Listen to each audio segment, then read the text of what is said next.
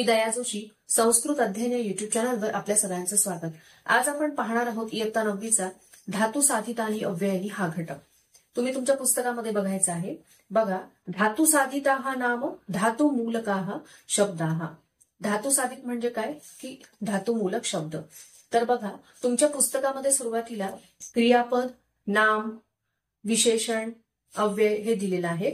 तर बघा, पठ हा धातू आहे, त्याचं पठती हे क्रियापद आहे। त्यानंतर नाम काय होईल, पठनम किंवा पाठः। विशेषण आहे पठित, अव्यय आहे पठित्वा। पूज, पूजयति, पूजनम, पूजा, पूजित हे विशेषण आहे आणि संपूज्य हे अव्यय आहे। त्यानंतर रम हा धातू आहे, त्याच्यापासून क्रियापद तयार केले, रमते। नाम आहे रमा किंवा रमणम, विशेषण आहे रत आणि अव्यय आहे रत्वा। त्यानंतर वृत हा धातू आहे, वृत हा धातू आहे, तर त्याचं क्रियापद आहे वर्तते। त्यानंतर नाम काय आहे, वर्तनम किंवा वृत्ती आणि विशेषण आहे वृत्त, अव्यय आहे वर्तितुम। तर अशा प्रकारे आपल्याला क्रियापदापासून नाम तयार करता येतं, विशेषण तयार करता येतं, त्यानंतर अव्यय सुद्धा तयार करता येतं। तर तीच तालिका इथे दिलेली आहे तुमच्या पुस्तकामध्ये। आता अव्यय म्हणजे काय, तर याची एक कारिका आहे। सदृशम त्रिशुलिंगेषु वचनेषु च सर्वेषु सर्वासु च विभक्तिषु यन्नवेति तद्व्ययम, असं अव्ययाचं काय म्हणतात त्याला अर्थ सांगितला जातो किंवा साधारणतः व्याख्या केली जाते अव्यय म्हणजे काय। बघा, अशी एक कारिका आहे। सदृशम त्रिशुलिंगेषु वचनेषु च सर्वेषु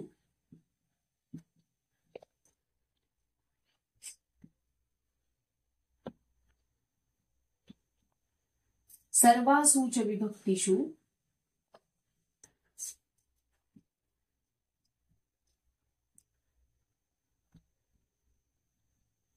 यन्नवेति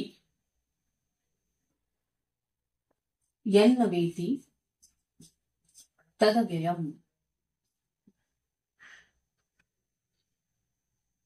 अशा प्रकारे सदृशम त्रिशुलिंगेषु म्हणजे काय की तिन्ही लिंगांमध्ये, वचनेषु च सर्वेषु सगळ्या वचनांमध्ये, सर्वासु च विभक्तिषु सगळ्या विभक्तींमध्ये, यन्नवेति म्हणजे ज्याच्यामध्ये बदल होत नाही त्याला काय म्हटलं जातं, अव्यय म्हटलं जातं। आता आपण उदाहरण बघू। बघा, अत्र हे एक अव्यय आहे, त्यानंतर तत्र हे एक अव्यय आहे, त्यानंतर तदा हे एक अव्यय आहे, यदा हे एक अव्यय आहे। तर हे जे अव्यय आहे, तर हे जे आहे, आता मी एक वाक्य म्हणते बघा, अहम अत्र अस्मि, अहम तत्र अस्मि, तदा अहम एवं प्रकारेण वदामि, यदा अहम गच्छामि तदा अहम कार्यं करोमि, यदा अहम अगच्छम तदा अहम कार्यं अकुर्वम। अशा प्रकारे तर मी लटलकारामध्ये, लंगलकारामध्ये, त्यानंतर इथे, इकडे, तिकडे, ते या सगळ्या ठिकाणी मी अव्यय वापरलेला आहे। पण कोणत्याही वाक्यामध्ये मी अव्यय वापरलं, कोणत्याही लकारामध्ये वापरलं, पण त्या अव्ययामध्ये मात्र काहीही फरक पडलेला नाही आणि म्हणूनच त्याला अव्यय असं म्हटलं जातं। बघा, व्ययः नाम परिवर्तनम म्हणजे ज्यामध्ये कुठल्याही लिंगवचन विभक्तीमध्ये परिवर्तन होत नाही, कुठल्याही काळामध्ये आपण ते वापरत त्यात परिवर्तन होत नाही, त्याला अव्यय म्हटलं जातं। तीच कारिका इथे तुमच्या पुस्तकात दिलेली आहे। तर बघा, बालिका देवम नत्वा पठती, अव्ययांची उदाहरणं दिलेली आहेत। गणेशम नत्वा त्वं गच्छसि, आचार्यं नत्वा छात्राः वर्गं प्रविशन्ति। अत्र कर्तृपदानुसार क्रियापदम परिवर्तते। कर्तृपद म्हणजे काय, कर्ता, कर्त्यानुसार क्रियापदामध्ये परिवर्तन होते प्रत्येक वाक्यामध्ये, परंतु परम नत्वा इत्यस्मिन् रूपे परिवर्तनम न भवति, परंतु नत्वा हे प्रत्येक वाक्यामध्ये जे वापरलेलं अव्यय आहे तर त्यामध्ये मात्र परिवर्तन होत नाही, अतः तद अव्ययम, आणि म्हणून त्याला अव्यय असं म्हटलं जातं। बघा, धातू साधित आणि अव्ययनी, यापूर्वी सुद्धा आपण धातू साधित अव्यय, त्यांचे प्रकार सगळं शिकलेलो आहोत, परंतु हा पाठ तुम्हाला आहे तेव्हा आपल्याला याची पुनरावृत्ती करायची आहे। बघा, धातू साधित आणि अव्ययनी जे आहेत तर त्याचे दोन प्रकार आहेत। ते कोणते, तर एक आहे पूर्वकालवाचक धातु साधितानि अव्ययानि तर्हि प्रकारद्वयम्। कोणकोणते प्रकार आहेत? तर पहिला प्रकार काय आहे? पूर्वकालवाचक. पूर्वकालवाचक. आणि दुसरा प्रकार काय आहे? तर हेत्वर्थक. पूर्वकालवाचकाचे त्वांत आणि ल्यबंत असे दोन प्रकार आहेत. त्वांत आणि ल्यबंत. तर बघा, त्वांत म्हणजे काय? त्वा अधिक अंत. त्याचा अंत त्वा याने होतो, त्याला त्वांत असं म्हटलं जातं. त्यानंतर ल्यप अंत ल्यबंत, ज्याचा अंत ल्यप या प्रत्ययाने होतो त्याला ल्यबंत असं म्हटलं जातं.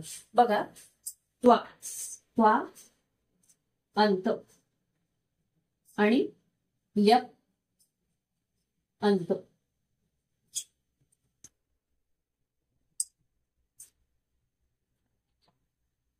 तर बघा आता इथे आणि हेत्वर्थक जे आहेत तर ते कोणते आहेत? तुमंत. या हेत्वर्थकाचा जो प्रकार आहे तो आहे तुमंत. तुमंत म्हणजेच काय? तुम अंत, ज्याच्या शेवटी तुम आहे त्याला तुमंत असं म्हणणार आहोत आपण. तर आता इथे त्वांत रचना तुमच्या पुस्तकात दिलेली आहे. रामः शालां गच्छति रामः वर्गं प्रविशति. हे उदाहरण इथे दिलेलं आहे.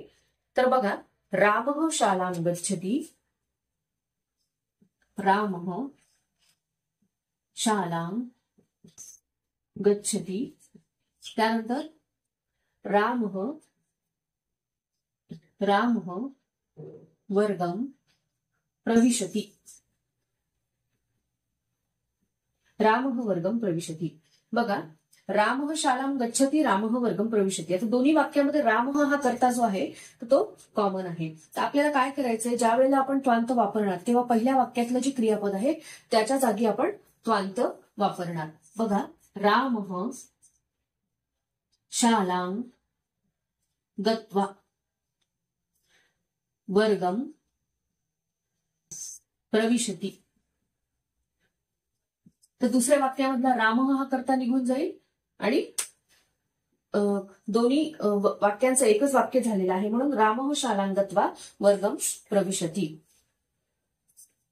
त्यानंतर पुढचं बघा की इथे दिलेलं आहे, अत्र एकः एव कर्ता रामः क्रियाद्वयम्. दोन क्रिया आहेत, गमन क्रिया प्रवेश क्रिया. पूर्वम कर्ता क्रिया गमनस्य, आणि पहिली कोणती क्रिया आहे तर ती जाण्याची. आता गच्छति इति क्रियापदं पूर्वकालवाचकम अस्ति, आणि म्हणून गच्छति हे क्रियापद कसं आहे? पूर्वकालवाचक आहे, म्हणजे पूर्वीच्या काळाचं ते सांगणार आहे. गमधातोः अग्रे त्वा प्रत्ययम उपयुज्य अव्ययरूपम भवति गत्वा. गमधातूला जेव्हा आपण त्वा वापरतो, बघा गम हा धातू आहे आणि आपण तिथे त्वांत वापरलं तर त्याचं रूप कसं होतं? गत्वा. आणि म्हणून आपण गमधातूचं गत्वा हे त्वांत रूप आपण या वाक्यामध्ये वापरलेलं आहे. त्यानंतर बघा, अजून एक उदाहरण दिलेलं आहे. मैथिली पुस्तिकायां लिखति तत्पश्चात प्रश्नं पृच्छति. मैथिली पुस्तिकायां लिखित्वा प्रश्न पृच्छति, अशा प्रकारे. त्यानंतर बघा, ल्यबंत रचना. ही जी ल्यबंत रचना आहे तर ही सुद्धा त्वांतव्यासारखीच आहे. इथे एक उदाहरण दिलेलं आहे ते आपण बघू. ल्यबंत रचनेचं सुद्धा एक उदाहरण जे तुमच्या पुस्तकात दिलेलं आहे तेच एकदा आपण समजावून घेऊया. तर बघा, नीरजः वर्गं प्रविशति,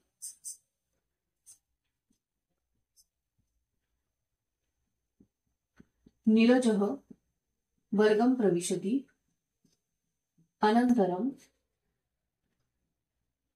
अनन्तरम् आसने उपविशति.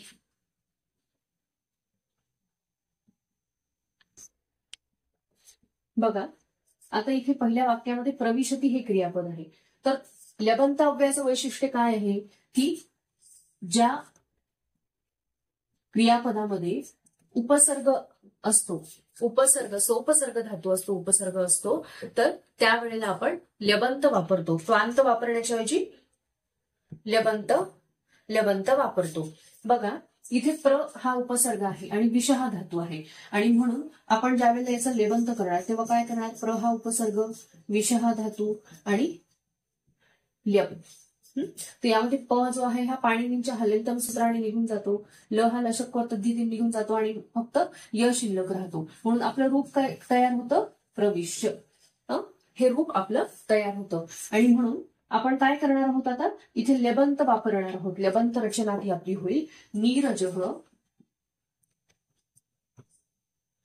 वर्गम प्रविश्य आसने उपविशती. अशा प्रकारे. आता बघा, नीरजः वर्गम प्रविश्य आसने उपविशती. त्यानंतर अजून एक उदाहरण दिलेलं आहे. भारती आसने उपविशती पुस्तिकायां लिखती च. भारती आसने उपविश्य पुस्तिकायां लिखती. आता बघा, इथे अवधेयम या शीर्षकाखाली काय दिलेलं आहे, त्वांत लेबंत रचना समये अपि तदनंतरम ततः च अथ अनंतरम तत्पश्चात इत्यादयः शब्दाः निष्कासितव्याः. बघा, त्वांत आणि लेबंत रचना करताना अपि तदनंतर तत्ततः च अथ अनंतरम तत्पश्चात हे जे शब्द आहेत तर ते काढून टाकायचे वाक्यामध्ये ज्यावेळेला आपण त्वांत आणि लेबंत वापरणार. आता आपण उदाहरण बघितलं तर यामध्ये अनंतरम हा जो शब्द होता तो आपण काढून टाकला. द्वितीय वाक्यस्थम कर्तृपदम नाम सर्वनाम वा अपि निष्कासयितव्यम. आणि दुसऱ्या वाक्यामध्ये जे काही कर्तृपद म्हणजेच नाम किंवा सर्वनाम आहे, जसं आपण बघितलं की नीरजः वर्गम प्रविशती, नीरजः तदनंतरम किंवा रामः वर्गम प्रविशती, रामः आसने उपविशती. तर दोन्ही दुसऱ्या वाक्यामधला जो कर्ता आहे राम, तर ते कर्तृपद काढून टाकायचं. त्यानंतर बघा, हेत्वर्थकम अव्ययम. हेतू प्लस अर्थकम हेत्वर्थकम, म्हणजे हेतू साध्य करण्यासाठी हे हेत्वर्थक वापरलं जातं. हेतु नाम उद्दिष्टम, हेत्वर्थक अव्ययम क्रियायाः उद्दिष्टम कथयति. आणि हेत्वर्थक जे अव्यय आहे तर ते क्रियेचं उद्दिष्ट सांगतं. रामः पठितुम शालां गच्छति. राम पठितुम. बघा, पठ हा धातू आहे, त्याला आपण तुमंत जोडलं तर पठ तुम काय झालं, पठितुम. आता बघा, पठ हा धातू आहे, याला तुम जोडलं तर तिथे पठी असं झालेलं आहे, पठतुम नाही पठितुम. तर काही काही जे धातू आहेत तर त्यामध्ये इडागम होतो, तसा या धातूमध्ये झालेला आहे पठितुम. त्यानंतर बघा, रामः पठितुम शालां गच्छति. रामः किमर्थम शालां गच्छति, पठितुम. देवं पूजयितुं माता देवालयं गच्छति. माता किमर्थम देवालयं गच्छति, देवं पूजयितुं. म्हणजे उद्दिष्ट काहीतरी आहे ते साध्य करण्यासाठी आपण तुमंत वापरतो. छात्राः खेलितुं क्रीडांगणं गच्छन्ति. किमर्थम छात्राः किमर्थम क्रीडांगणं गच्छन्ति, खेलितुं. बघा, पठत स्मरत. आता इथे त्वा प्रत्ययांत, लेप प्रत्ययांत आणि तुम प्रत्ययांत जे दिलेले आहेत ती एक तालिका तुम्हाला दिलेली आहे. ते सगळे धातू जे आहेत तर त्यांचे त्वांत, लेबंत आणि तुमंत ते तुम्ही लिहून पाठ करायचे किंवा सतत सतत लिहून ते म्हणायचे. म्हणजे काय होतं की ते पाठ केले जातात, ते आपोआप पाठ होतात. आणि कोणत्या धातूचं त्वांत रूप कसं असेल, लेबंत कसं असेल, तुमंत कसं असेल ते तुमच्या लक्षात येईल.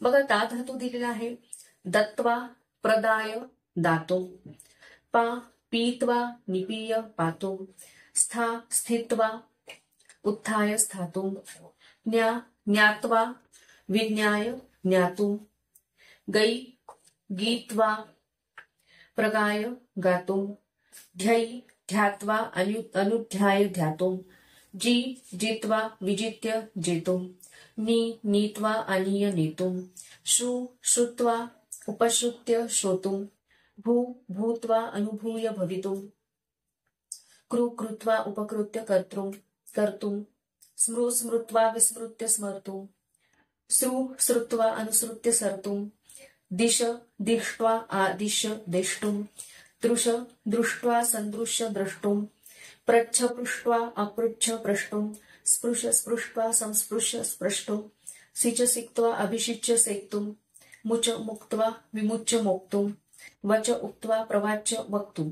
त्यानंतर वह धातू आहे, ऊढवा निवय्य वोढुं, वस उषित्वा निवस्य वसितुं, वद उदित्वा प्रोद्य किंवा अनुद्य वदितुं, कथ कथयित्वा विकथ्य कथयितुं, चुर चोरयित्वा अभिचोर्य चोरयितुं, क्षल क्षालयित्वा प्रक्षाल्य क्षालयितुं, रच रचयित्वा विरचय्य रचयितुं, गण गणयित्वा विगणय्य गणयितुं, पूज पूजयित्वा संपूज्य पूजयितुं, घोषयित्वा संघोष घोषयितम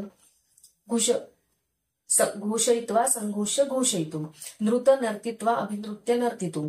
त्यानंतर क्रंद धातू आहे, क्रंदित्वा आक्रंद्य क्रंदितुम, पठ पठित्वा अनुपठ्य पठितुम, लिख लिखित्वा विलेख्य लेखितुम लिखितुम, हस हसित्वा विहस्य हसितुम, वंद वंदित्वा अनुवंद्य वंदितुम, ग्रह गृहीत्वा संगृह्य ग्रहीतुम, गम गत्वा आगम्य गंतुम, नम नत्वा प्रणम्य नंतुम, रम रत्वा आरद्य रंतुम. त्यानंतर बघा पंक्तिद्वयम पठत अवगच्छत, मातेव रक्षति पितेव हिते नियुक्ते. आता इथे स्वराणाम सृष्टी या शीर्षकाखाली गुणसंधी दिलेली आहे, ती आपण बघणार आहोत. इथे काही उदाहरणं दिलेली आहेत बघा. मातेव रक्षति पितेव हिते नियुक्ते, मातेव माता इव. त्यानंतर क्रियास्थिती सत्वे भवती महता नोपकरणे. तर नोपकरणे याचा संधी विग्रह इथे दिलेला आहे, न उपकरणे. तर बघा गुणसंधी, गुणसंधी कशाला म्हटलं जातं, तर इथे सांगितलेलं आहे गुण कशाला म्हटलं जातं. तर बघा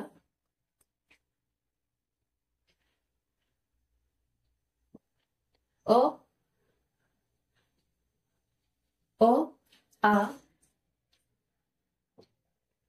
अ आ, त्यानंतर ई अ आ, त्यानंतर ई आणि ई हा जर स्वर आला, अ किंवा आ नंतर ई आणि ई जर स्वर आला तर गुण होतो आणि आपल्याला ए हा स्वर मिळतो. तर याला काय म्हटलं जातं, गुण म्हटलं जातं. त्यानंतर अ किंवा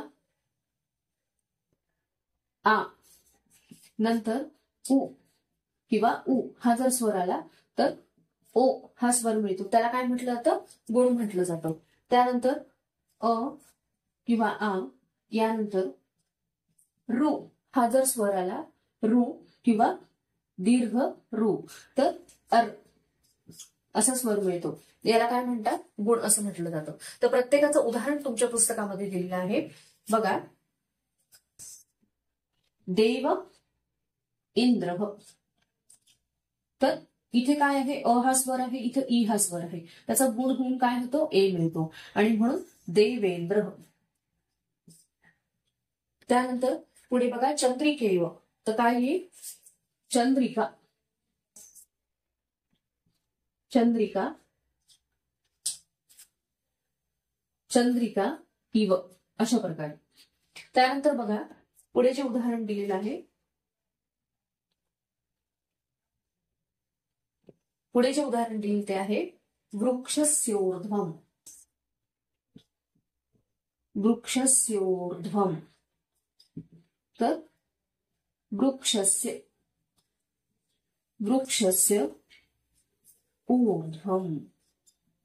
तर इथे अ आहे आणि इथे उ आहे, उ आहे, तर त्यांचा काय झालेला आहे, ओ अशा प्रकारे. त्यानंतर अजून एक उदाहरण आपण बघूया तुमच्याच पुस्तकामधलं, महर्षी महा ऋषी. बघा इथं आ आहे, त्यानंतर रू आणि म्हणून त्याचा काय झालेला, अर झालेला आहे अशा प्रकारे.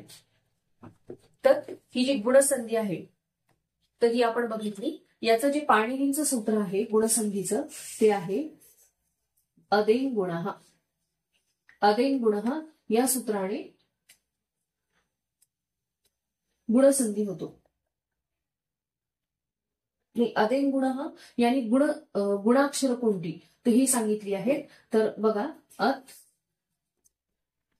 एन, अत एंच गुणसंज्ञ गुणसंज्ञ स्यात्, म्हणजे अत आणि एन. तर अत आणि अत म्हणजे अ आणि एन म्हणजे त्यामध्ये असलेले जे स्वर आहे, तर यांना गुणसंज्ञा असं म्हटलं जातं. तर यांनी गुणसंज्ञा सांगितली जाते. आणि आद गुण, आद गुण हे आहे गुणसंधीचं पाणिनींचं सूत्र. त्यानंतर आपण बघूयात तुमच्या पुस्तकामध्ये पुढे दिलेलं आहे एतदपि स्मरणीयम त्वांतम ल्यबंतम अव्ययम निष्कासयेत. आता जसं तुम्हाला त्वांत आणि ल्यबंत हे वापरायचं असतं, तसंच स्वांत आणि लेबंत जसं वापरायचं असतं तसंच तुम्हाला ते काढायचं पण असतं वाक्यामधलं. तर ते काढायचं तर कसं करायचं बघा, इथे उदाहरण दिलेलं आहे, ईशानः शालां गत्वा पठती. तुमच्या पुस्तकामध्ये उदाहरण दिलेलं आहे, ईशानः शालां गत्वा पठती. तर जेव्हा आपण गत्वा त्वांत अव्यय काढणार, त्वांत किंवा लेबंत, तेव्हा कसं करणार, ईशानः शालां गच्छति पठती च. म्हणजे काय होणार की एक वाक्य जे आहे त्याचे दोन वाक्य होणार, आणि जे त्वांत अव्यय वापरलेलं आहे तर तिथे त्या वाक्यामधलं दुसऱ्या वाक्यामधलं जे क्रियापद ज्या लकारामध्ये आहे, लट लकार, लंग लकार, तर लोट लकार, विधिलिंग लकार, तर तोच लकार या पहिल्या वाक्यामध्ये वापरणार. तर इथे पठती हा लट लकार आहे, म्हणजे वर्तमान काळ आहे, म्हणून इथे काय वापरलेलं आपण, लट लकार गच्छती. इथे लोट लकार असतं तर या क्रियापदामध्ये सुद्धा लोट लकार वापरला असता, म्हणजे साधण्यार्थ, आणि विधिलिंग लकार म्हणजेच विद्यार्थ. अशा प्रकारे बघा, एक उदाहरण पण तुमच्या पुस्तकामध्ये दिलेलं आहे लंगलकाराचं, महेंद्र खेलित्वा गृहम आगच्छत. तर महेंद्र अखेलत गृहम आगच्छत च. त्यानंतर आपण आता बघूयात या घटकाचं जिज्ञासा पत्र.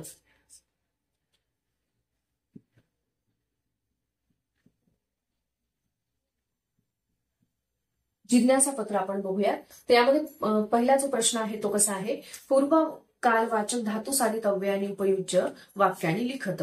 आता आपल्याला पूर्व कालवाचक धातू साधित जी आहेत त्या यामध्ये वापरायचे आहेत. तर काही ठिकाणी आपण काय वापरणार, त्वांत, आणि काही ठिकाणी लेबंत.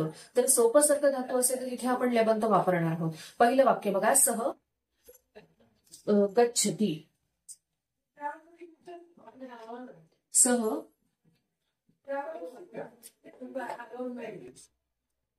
सह खादित्वा गच्छति. त्यानंतर आदित्यः गुरु अनुसृत्य देशांतरम अव्रजत. आदित्यः गुरुम अनुसृत्य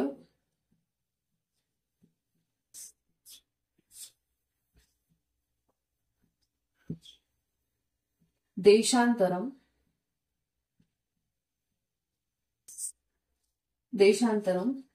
अव्रजत. देशांतरम अव्रजत. त्यानंतर बघा, ब्रह्मदेव वाल्मीकिम उपदिश्य अवदत. ब्रह्मदेव वाल्मीकिम उपदिश्य अवदत. त्यानंतर यामध्ये पुढचं वाक्य जे आहे ते आहे, भक्तः विष्णू स्मृत्वा तपश्चरणम करोति. भक्तः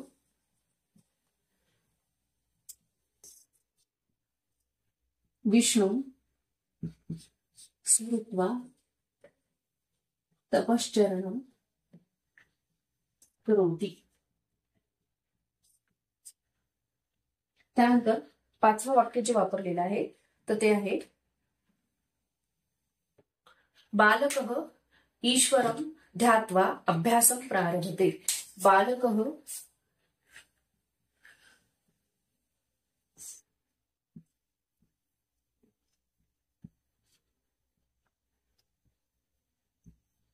बालकः ईश्वरं ध्यात्वा अभ्यासं प्रारभते.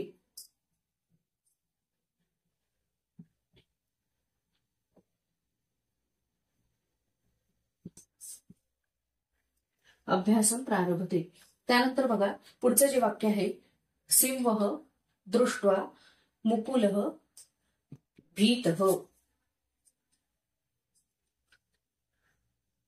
सिंहं दृष्ट्वा मुकुलः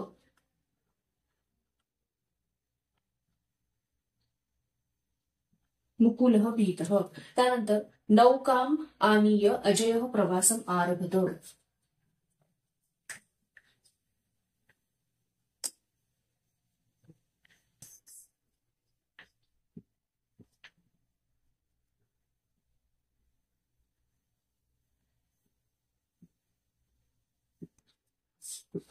अशा प्रकारे हा बघा पहिला प्रश्न आपला झालेला आहे. तुम्ही हे लिहून घ्यायचं आहे.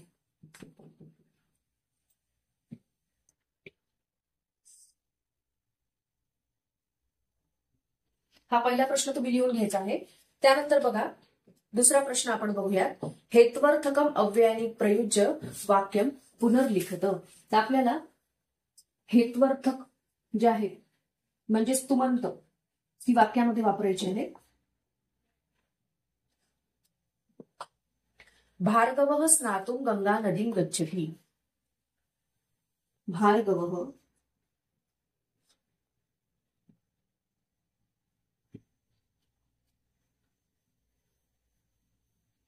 गंगा नदीं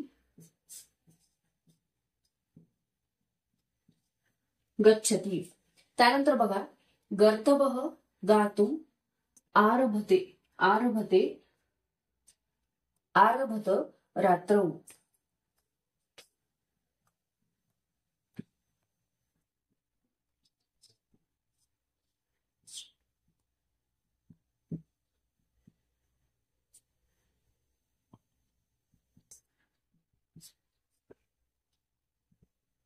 त्यानंतर तिसरं वाक्य बघा ते आहे धनम लब्धुम सोमदत्तः महानगरम असरत.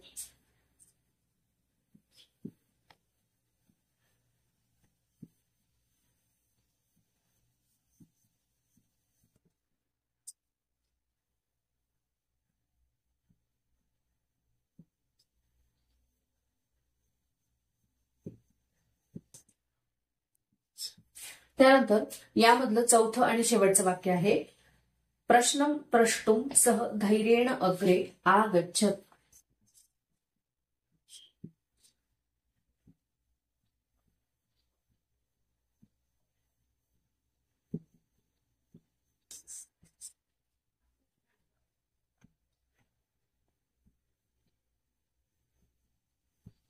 अशा प्रकारे. तर बघा प्रश्न दुसरा जो आहे तो पण आपला झालेला आहे. तुम्ही हा लिहून घ्यायचा आहे.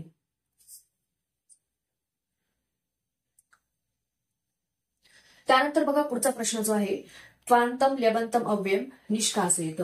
त्वांत आणि लेबंत हे अव्यय आपल्याला काढायचं आहे.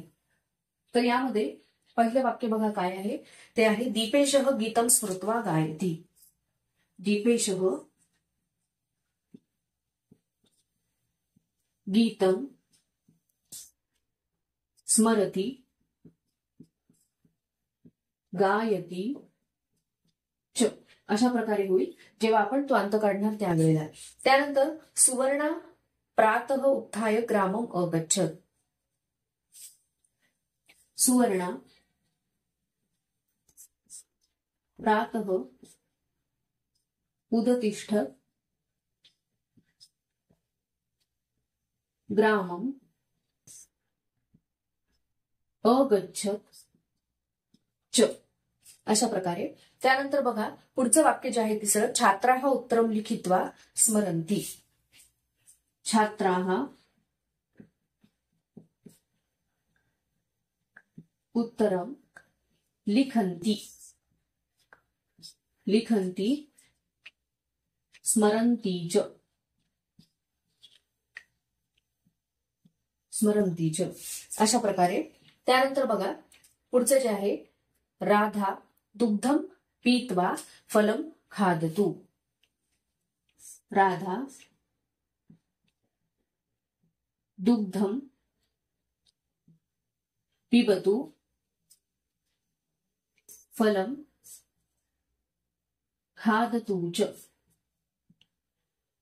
फलम खादतु च. अशा प्रकारे. आता इथे लोट लकाराचं क्रियापद वापरलेले खादतु म्हणून इथं पिबतु हे लोट लकाराचंच क्रियापद आपण वापरणार आहोत वाक्यामध्ये. हे लक्षात ठेवायचं. त्यानंतर बघा कवी ही काव्यम विरचय्य गायेत. तर गायेत हे काय आहे विधिलिंग लकाराचं क्रियापद आहे म्हणून आपल्याला विरचय्य इथे सुद्धा असंच वापरावं लागेल. कवी ही काव्यं विरचयेत्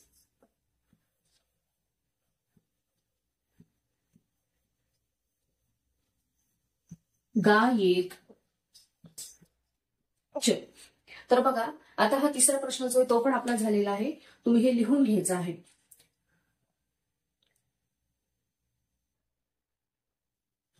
हे लिहून घ्यायचं आहे. आपलं जिज्ञासा पत्रम जे आहे ते इथे संपलेलं आहे.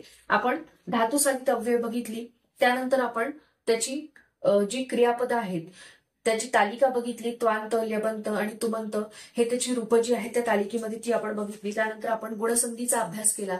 तर गुणसंधी म्हणजे काय, तर आद गुण हे गुणसंधीचं सूत्र आहे पाणिनींनी सांगितलेलं. आणि अदेंग गुण हे जे आहे तर अदेंग गुण हे गुणसंज्ञा सांगणार आहे. म्हणजे गुण कशाला म्हटलं जातं, तर अत एंच गुणसंज्ञस्या. त्यानंतर आपण बघितलं की त्वांत आणि लेबंत अव्यय जशी वाक्यामध्ये वापरायची तशी ती काढायची कशी, तर ती काढल्यानंतर त्याची 2 वेगळी वाक्य होतात. तर ते सुद्धा आपण अभ्यासलं. आता आपलं हे जे जिज्ञासा पत्र आहे ते संपलेलं आहे. माझा जर व्हिडिओ तुम्हाला आवडला असेल तर लाईक करा, शेअर करा आणि माझ्या युट्यूब चॅनलला सबस्क्राईब करा.